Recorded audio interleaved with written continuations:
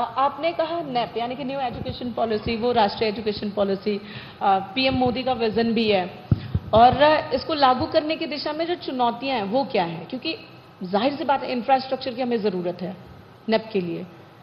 किस तरह के चैलेंजेस हैं, किस तरह का सपोर्ट है, ये भी बताइए।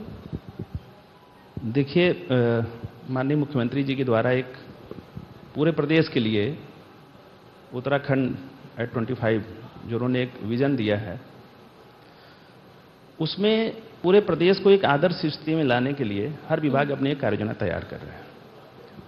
उसमें शिक्षा विभाग के द्वारा भी पूरी एक हम लोग कार्ययोजना बना रहे हैं। अभी अगर शिक्षा विभाग की दृष्टि से देखें तो हमारे लिए केवल एक मेजर चैलेंज इस समय जो है वो नेट कनेक्टिविटी का है, और उसके लिए भी भारत सरकार भी प्रयास कर रही है। 1200 मोबाइल टावर्स उन्होंने सैंक्शन किए जो लगने की प्रक्रिया में है।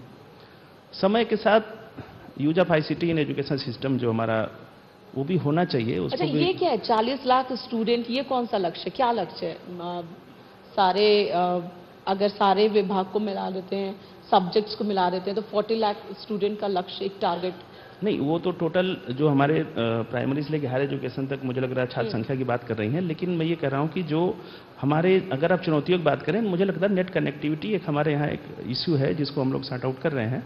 बाकी पर्वतीय क्षेत्रों में देखें तो अगर जो हमारा नेशनल अचीवमेंट सर्वे हुआ था नेस की अगर हम बात करें, तो पहाड़ी क्षेत्र को मुझे लग रहा है चुनौतियों को टैलेंट हमारा काउंटर कर देता है।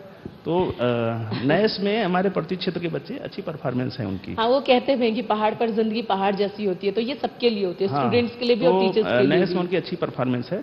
और मैं आपको बता दूं, जैसे जो राष्ट्रीय कला उत्सव हुआ था पिछले इस साल हम प्रथम आए हैं उसमें। इसके पहले जो लोकवाद्य वाला हुआ था उसमें भी हमारे चक्राता के बच्चे आए थे, उसमें राष्ट्रीय स्तर पर हम प्रथम आए थे। उसके पहले जो एक नृत्य का कंपटीशन हुआ था राष्ट्रीय स्तर पर, उसमें पिथौरागढ़ के हमारे बच्चे आए थे।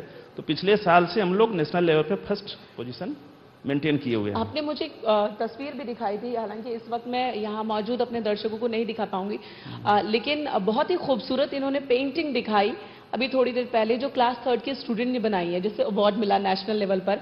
और वो पेंटिंग नहीं बल्कि बिल्कुल फोटोग्राफी तो मैं कह रहा हूँ कि टैलेंट की कोई हमारे यहाँ कमी नहीं है, उनको तराशने की जरूरत है। और कुछ जो आधुनिक जो हमारे आईटी का हम कैसे उपयोग करें उसको हम लोग पुश कर रहे हैं कि जो कुछ अगर, क्योंकि देखिए टेक्स्ट बुक पढ़ना, ऑडियो विजुअल के साथ बच्चे को वीडियो दिखा करके पढ़ाना, उनको एनिमेशन दिखा करके पढ़ाना, थोड़ा बच्चों की जो लर्निंग। आपने कहा कि आप और ज्यादा ऑनलाइन होंगे, जहां पर एजुकेशन से लेकर मैनेजमेंट हर चीज ऑनलाइन होगी, प्रैक्टिकल भी ऑनलाइन, कैसे मुमकिन है? हालांकि हमने देखा कोरोना के टाइम में ऑनलाइन क्लासेस, ऑनलाइन स्टडी बहुत ज्यादा क्रेज हुआ, बट चुनौतियां भी तो होती है इसमें। जो कनेक्शन होता है स्टूडेंट एंड टीचर के बीच का, इसके लिए टीचर भी बहुत ज्यादा हाईली ट्रेंड चाहिए। किस तरह से ये कर रहे हैं? नहीं, बिल्कुल, देखिए आपकी बात सही है। उसके लिए विद्या समीक्षा केंद्र हमारे यहाँ सरकार ने निर्णय लिया है, राज्य सरकार ने, कि हम लोग विद्या समीक्षा केंद्र पूरे प्रदेश में लागू करेंगे। और उसको हमने शुरू भी कर दिया है, कार्यदायी संस्था भी उसमें नामित हो गई है।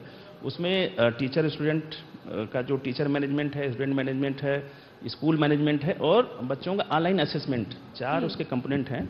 तो आने वाले हम 6 महीने में पूरे अपने जो एजुकेशन सिस्टम है उसको ऑनलाइन कर देंगे। तो उससे काफ़ी चीज़ें जो टीचर्स की जो हमारी मैन पावर तमाम तरह के कागज़ बनाने या लेटर बनाने में खर्च होती है, वो एक वन टाइम सेटलमेंट हम कर देंगे। एक बार जब पोर्टल अपडेट हो जाएगा तो हमारी मैन पावर की जो टाइम है वो बचेगी।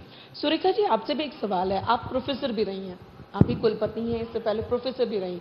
स्टूडेंट से बहुत पास का रिलेशन है आपका, स्टूडेंट से जब बात होती है, आपके पास अब भी आते होंगे, उनकी एक्सपेक्टेशंस क्या है उत्तराखंड को लेकर? और अगर उन्हें कहीं कुछ कमी लग रही है तो कहां पर उन्हें लगता है कि पिछड़ रहे हैं या कमी है दूसरे स्टेट के मुकाबले? देखिए, एजुकेशन अगर मैं आपको कहूं तो ये एक ऐसा सेक्टर है जो अकेले सरकार या अकेले कोई वाइस चांसलर या कोई यूनिवर्सिटी इसके लिए रिस्पॉन्सिबल होके काम करे, ये अकेले के बस का बात नहीं है। टीम नेशन और any country is known by it's education system.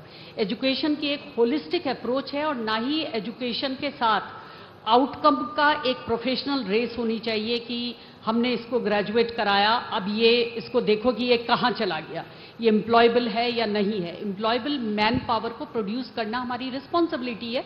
But इसके साथ ही मैं ये कहना चाहूँगी कि ये देश तक्षशिला और नालंदा का देश है, जहां सोशल रिस्पॉन्सिबिलिटी बहुत बड़ी हो जाती है। तो जो स्टेक होल्डर्स हैं वो राष्ट्रीय शिक्षा नीति का ऑनरेबल प्राइम मिनिस्टर ने बिल्कुल क्लियर कहा था कि किसी एक गवर्नमेंट ऑर्डर से अगर कोई ऑफिसर या कोई सरकार ये समझ ले कि राष्ट्रीय शिक्षा नीति लागू हो जाएगी, ऐसा इस नीति के साथ नहीं करना चाहिए। इसके लिए डे नाइट हमको हार्डवर्क करना है और सारी की सारा जो इम्प्लीमेंटेशन है, इसकी जो स्पिरिट है, दून यूनिवर्सिटी ने इसके जो चेयरपर्सन थे ड्राफ्ट कमेटी के ऑनरेबल कस्तूरी रंगन जी, उनको होस्ट किया। उनसे भी इनकी स्पिरिट का पता लगा और समय समय पर ऑनरेबल प्राइम मिनिस्टर, हमारे चीफ मिनिस्टर ये बताते हैं कि ये समाज के लिए एक ऐसे युवाओं के वर्ग को तैयार करना है जो भारत की लीडरशिप जो अब G20 की मिली है हमें और आगे भी भारत एक लीडर के रूप में उभर रहा है, उसको पूरी तरीके से आइडेंटिफाई कर पाए और समाज के एक अच्छे नागरिक बने। जो आपने कहा स्टूडेंट्स, बहुत दून यूनिवर्सिटी के स्टूडेंट्स यहाँ पर भी बैठे हैं, स्टूडेंट्स की जो एक्सपेक्टेशंस हैं उसको हमारी यूनिवर्सिटी, हमारी सरकार पूरी तरह से करती है, फुलफिल करती है। और आने वाले दिनों में उत्तराखंड न सिर्फ प्राइमरी बल्कि हायर एजुकेशन का भी हब होगा। बिल्कुल, they are doing excellent, our faculty is excellent and wonderful. वो बहुत अच्छा काम कर रहे हैं। जो भी बच्चे ग्रेजुएट करके मास्टर्स करते हैं वो विश्व की सबसे बड़ी यूनिवर्सिटीज में, वेल नोन यूनिवर्सिटीज में एडमिशन उन्हें मिलता है। जो PhD करते हैं उन्हें पोस्ट डॉक अमेरिकन और यूरोपियन यूनिवर्सिटी में उनको प्लेसमेंट मिलता है। और IIT जितनी भी जगह हमारे MOUs हैं, हम अपने को नेशनल और इंटरनेशनल लेवल पे प्लेस करते हैं। We are very confident, our teachers are confident, students are confident. और जो बस इसी कॉन्फिडेंस की जरूरत है और कॉन्फिडेंस के साथ विजन, कॉन्फिडेंस और एग्जीक्यूशन, ऑटोनॉमी एंड अकाउंटेबिलिटी। बहुत बहुत धन्यवाद। मैंने कहा कि ऑटोनॉमी होगी तो निश्चित रूप से अकाउंटेबिलिटी होगी। हायर एजुकेशन को रेगुलेट करना चाहिए, कंट्रोल नहीं करना चाहिए, ये मेरा कहना है। वक्त हमें कह रहा है कि वाइंड अप करें हम। बहुत बहुत धन्यवाद मेनका जी। लेकिन आप दोनों मेहमानों से हमारी रिक्वेस्ट है कृपया मंच पर बने रहें क्योंकि न्यूज़ 18 आपको सम्मानित करना